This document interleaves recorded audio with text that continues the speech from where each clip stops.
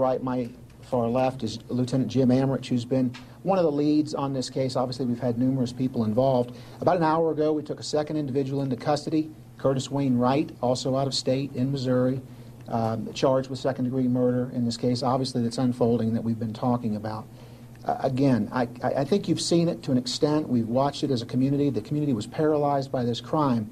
And if there was ever a doubt in anyone's mind about the focus and the tenacity and the level of professionalism here, I don't know that I've ever been more proud of this agency, as a sheriff or prior. It is, the body of work here is phenomenal. And as I've shared with some of you along the way, I wish along the way I could say more. Obviously, there are the things that develop on a day-to-day basis, minute-by-minute basis, hour-by-hour basis, that bring us to the point that we're at tonight, where two vicious killers are in custody.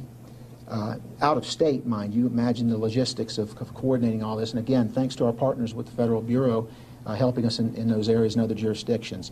I want to say, as I said to you earlier, this is still an ongoing and active investigation.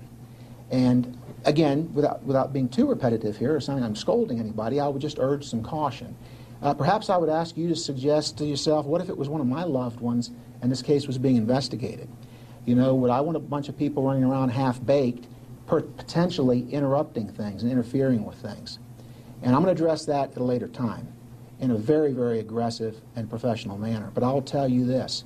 This investigation, we've come too far, and it's too critical for people to put their own personal timeline agendas ahead of this investigation.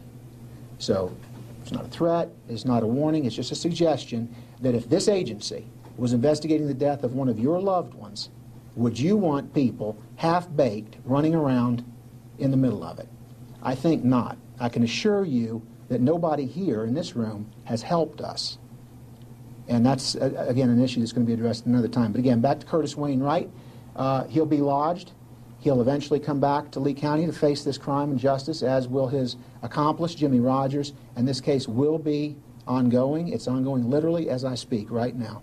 Who knows? We may be back at the 11 o'clock news tonight. So, as I told you earlier, we've got a lot of work to do. We're not going to entertain questions right now. We will update you as things unfold. Good night. Why second-degree murder for Mr. Wright?